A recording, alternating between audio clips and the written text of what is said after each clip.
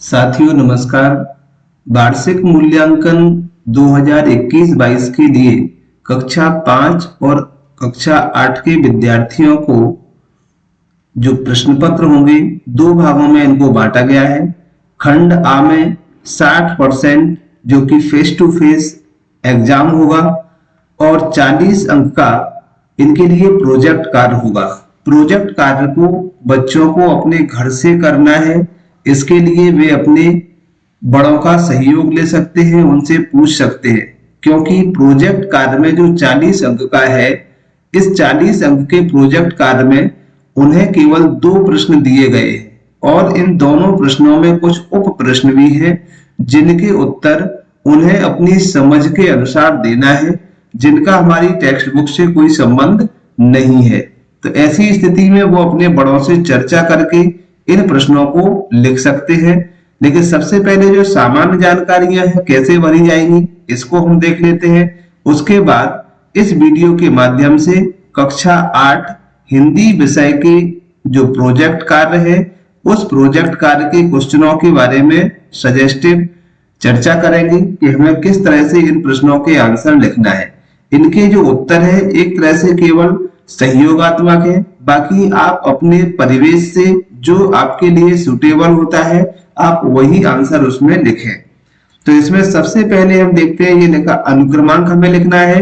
तो अनुक्रमांक के लिए ये कॉलम दिए गए हैं, इन कॉलम में आप अपना अनुक्रमांक अंकों में लिखेंगे और शब्दों में लिखने के लिए जो अंक हमारा ऊपर के कॉलम में आ रहा है वही शब्द हमें इस नीचे वाले कॉलम में लिखना है। जैसे यहाँ पर 1 लिखा हुआ था अंकों में, तो नीचे हमने 1 यहाँ पर लिख दिया शब्दों में। तो इसी तरह से आपको अंकों और शब्दों में रोल नंबर लिख देना है। इसके पश्चात जो भी विद्यार्थी की शाला का नाम है उस शाला का नाम हम यहाँ पर लिखेंगे। शाला का नाम लिखने के बाद हमें डाइस कोड को लिखना है। तो इस तरह से ये केवल हमें 4 चीजें सामान्य जानकारी में हमें लिखना है। इसके बाद हम देखते हैं कुछ इनके सामान्य निर्देश है कि उपरोक्त पूर्ति परीक्षार्थी स्वयं करे। ये पूर्तियां परीक्षार्थी को ही करना है। सभी विषयों के प्रोजेक्ट कार्य एक ही बुकलेट में है। जैसे कि कक्षा 8 के लिए 6 सब्जेक्ट हैं, तो 6 के 6 विषय के प्रोजेक्ट कार्य की एक ही बुकलेट आपको विद्यालय से प्राप्त हुई होगी और उनके आंसर उन्हें हमें अलग नहीं करना है, एक पूरा बंच बना के ही रखना है।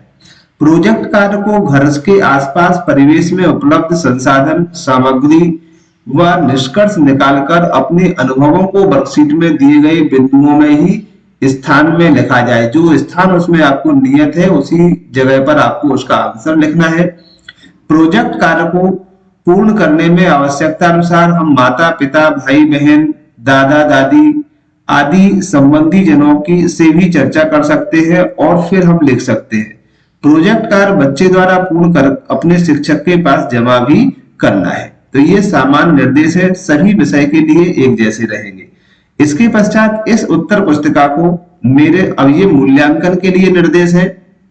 जो शिक्षक मूल्यांकन करेगा इसको जितने भी प्राप्त अंक हैं उसे पहले अंकों में लिखना है प्राप्त अंकों को, इसके बाद यहाँ उन्हीं को हमें शब्दों में लिखना है। इसके बाद जो क्वेश्चन है इसको हम देखते हैं कैसे हम यहाँ हल करेंगे। तो पहला प्रश्न जैसे हिंदी का हम देखते हैं कक्षा 8 के लिए कि निर्दिष्ट कार्य अपने गांव या शहर में अथवा उसके पास में स्थित प्रमुख सार्वजनिक स्थानों की जानकारी निम्नानुसार संकलित कीजिए। जैसे सबसे पहले जो भी परीक्षार्थी है उसको बताना है कि आपके आसपास कोई स्वास्थ्य सुविधा है या नहीं है। जैसे हमारे यहाँ प्राथमिक स्वास्थ्य केंद्र हो सकता है या कोई बड़ा हॉस्पिटल भी हो सकता है, तो उसका हमें यहाँ पर नाम लिख देना है स्वास्थ्य केंद्र का। जैसे प्राथमिक स्वास्थ्य केंद्र होता है या कोई आयुर्वेदिक चिकित्सालय भी हो सकता है, तो उसका नाम हमें लिखना है। आपके घर से कितनी दूरी है उस दूरी को आप उसी के अनुसार लिखें। इसकी कॉपी हमें नहीं करना है, जो आपके घर के पास है उसी को आपको लिखना है। दूसरा, कौन सी आपके पास बैंक है। जैसे मैंने यहाँ लिखा हुआ है यूनियन बैंक, अब आपके पास एसबीआई बैंक हो सकती है, स्टेट बैंक ऑफ इंडिया या पंजाब नेशनल बैंक हो सकती है, या जो भी बैंक आपके यहाँ है उस बैंक का आप नाम लिखेंगे और घर से उसकी दूरी। इसके बाद डाक संचार सुविधा क्या है। जैसे पोस्ट ऑफिस आपके पास है तो आप लिखें, नहीं है तो कितनी दूरी पर है उसे भी आप लिख सकते हैं कि 2 किलोमीटर है, 4 किलोमीटर पर है, जितनी भी किलोमीटर दूरी पर है उसे आप यहाँ पर लिख सकते हैं। परिवहन आपके पास बस ट्रेन या हवाई अड्डा, जो भी आपका परिवहन का साधन है उसे आप यहाँ पर लिख सकते हैं। इसके बाद जैसे ही हम देखेंगे कि ये जो दूरी है वो लिख दिया, तो ये 4 प्रश्न है, एक एक अंक का ये चारों ही प्रश्न हो जाएंगे। इसके बाद नेक्स्ट प्रश्न हम देखते हैं, क्या आप अपने पास के चिकित्सालय में गए हैं?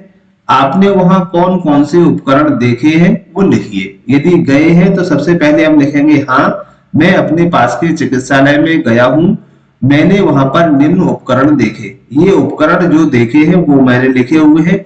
आप इनके अलावा और भी उपकरण जो वहां पर उपलब्ध हो सकता है कहीं जहां आपके पास जो चिकित्सालय है वहां एक्सरे की मशीन ना हो, ईसीजी की मशीन नहीं हो, अल्ट्रासाउंड की मशीन नहीं हो, तो जो भी मशीन है उसे आप लिखेंगे। सामान्यतः थर्मामीटर सभी डॉक्टरों के पास होता है, बीपी मापने की जो मशीन होती है वो सभी के पास होती है, जिससे हम रक्त दाब को मापते हैं। तो जो भी मशीनें आप देख रहे हैं 2, 4, 5 उतनी आपको यहाँ पर लिखना है। इसके बाद नेक्स्ट क्वेश्चन है, आपने अपने आसपास के किसी बैंक या डाकघर में जाकर पैसों को जमा करने या निकालने की प्रक्रिया का पता कीजिए। हम जाते हैं तो कैसे हम पैसों को जमा करते हैं और कैसे निकालते हैं जब जाते हैं। तो इस वीडियो को आप अंत तक जरूर देखें। यदि आप इसको देख करके प्रोजेक्ट वर्कशीट करते हैं तो आपको 40 में से 40 अंक लाने से कोई नहीं रोक सकता। तो लिखेंगे इसमें, बैंक या डाकघर में पैसा जमा करने या निकालने की प्रक्रिया निम्न है। सबसे पहले हम जहां जाते हैं बैंक में या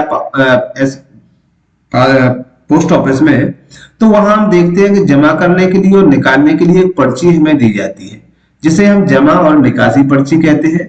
इसके बाद उस पर्ची में कुछ सामान्य जानकारी भरी जाती है, जैसे जिसका खाता है उस खाता धारक का नाम आएगा उस पे, किस दिनांक को हम निकाल रहे हैं या जमा कर रहे हैं वो दिनांक आएगी, कितनी राशि हमें निकालना है या जमा करना है उस राशि को लिखेंगे और मोबाइल नंबर लिखेंगे।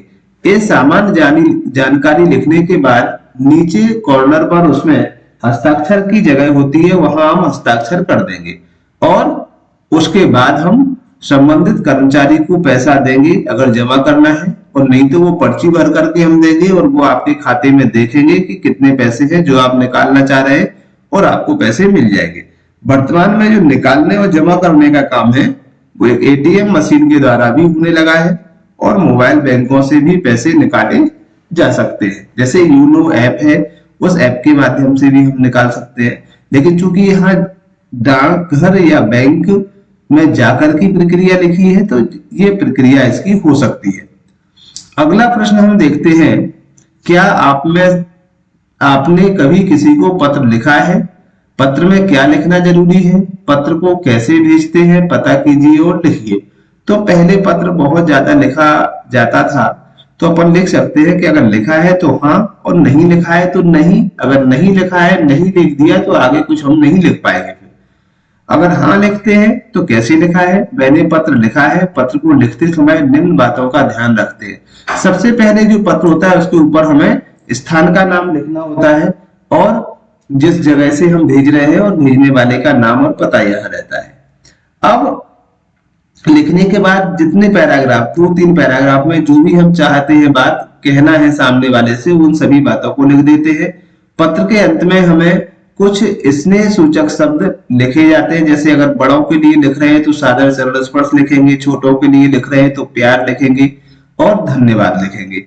इसके बाद जहां हमें पत्र भेजना है उसका पता हम स्पष्ट रूप से लिखेंगे जिसके लिए हमें भेजना है, और वहां का पिन कोड एक पोस्टल नंबर होता है जो इंगित करता है कि आपका किस पोस्ट एरिया में इस पत्र को जाना है।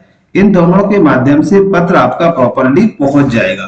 तो ये थी पत्र से संबंधित बात। अगला जो दूसरा प्रश्न है, यहाँ एक पहेली दी गई है, वर्ग पहेली। इस वर्ग पहेली में हम देखते हैं जैसे दाएं से बाएं, बाएं से दाएं और ऊपर से नीचे। तो जैसे जो कभी ना हारी हो उसे हम कहेंगे क्या? अपराजय। एक हमने कह दिया एक शब्द, इस लाइन के लिए एक शब्द बनाया है। इसमें इसी तरह से इन सबके एक एक शब्द कुछ होंगे और शब्द हमें कैसे बनाना है वो देख लीजिए। जैसे अपराजय है, एक है बाएं से दाएं, तो हम वर्ग पहेली में देखते हैं 1 नंबर कहाँ लिखा था, ये लिखा हुआ था। अब बाएं से दाएं तो इधर से इधर चलना है। अ एक वर्ग में हमें एक अक्षर को लिखना है, तो ये आ जाता है अपराजय। अब हम देखते हैं एक में ऊपर से नीचे क्या होता है। तो एक में ऊपर से नीचे हम देखें, ये है पेड़ों की रक्षा के लिए प्राण त्याग करने वाली शहीद बिश्नोई नारी। बिश्नोई नारी कौन थी? तो उसका नाम था अमृता। तो यहाँ हम देख पा रहे हैं, इसको हमने लिख दिया यहाँ पे ये अमृता, तो हमारी ये हो जाती है। अब हम देखते हैं 5 नंबर, ये है 5 का बाएं से दाएं की ओर क्या लिखना है हमें। तो ये इसके लिए यहाँ पर दिया है तारों का समूह। तारों का समूह क्या कहलाता है? तारामंडल। तो ये लिखा हुआ है यहाँ पर, देखो ताश अमृता, ये हो गया। दूसरा सब अक्षर नहीं आएगा, ये हमारा पूरा लिख जाएगा तारामंडल। ये हमारा 5 अक्षर का शब्द है।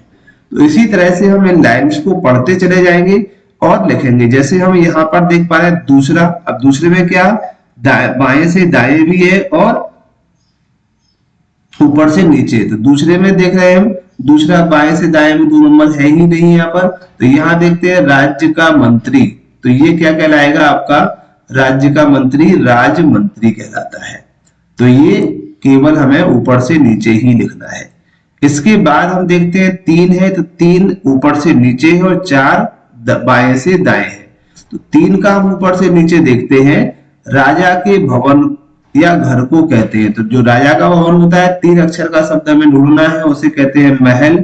और 4 का लिखा है मार्ग या रास्ता, वो होता है राह। ये हमने यहाँ पर भरा हुआ है, इसे 3 अक्षर में लिखना था ये, तो लिख दिया महल, और 2 में लिखना था तो ये लिख दिया राह। इस तरह से हम इसकी वर्ग पहेली को पूरा कर लेंगे इन जो सेंटेंस है, इन सेंटेंस की सहायता से। तो साथियों, ये थी वर्कशीट जो होम बेस्ड प्रोजेक्ट के माध्यम से कक्षा 8 के विद्यार्थियों को करना है हिंदी विषय से संबंधित। आगे भी प्रत्येक विषय और प्रत्येक कक्षा की वर्कशीट के मॉडल आंसर्स के लिए या करने कैसे हम करें, इसकी प्रक्रिया को समझने के लिए हमारे चैनल से जरूर जुड़े रहें। आगे भी आपको इसी तरह के सारे सब्जेक्ट के मॉडल्स पेपर्स आपको मिलेंगे और प्रोजेक्ट कार्य के एक मॉडल आंसर्स भी आप सभी के साथ साझा किए जाएंगे। जानकारी यदि अच्छी लगी हो तो वीडियो को लाइक, कमेंट और शेयर करना ना भूलें। चैनल पर यदि पहली बार है तो चैनल को सब्सक्राइब करें। आगे भी लोगों को सब्सक्राइब करने के लिए सलाह दें। चैनल पर जुड़े रहने के लिए सभी को धन्यवाद।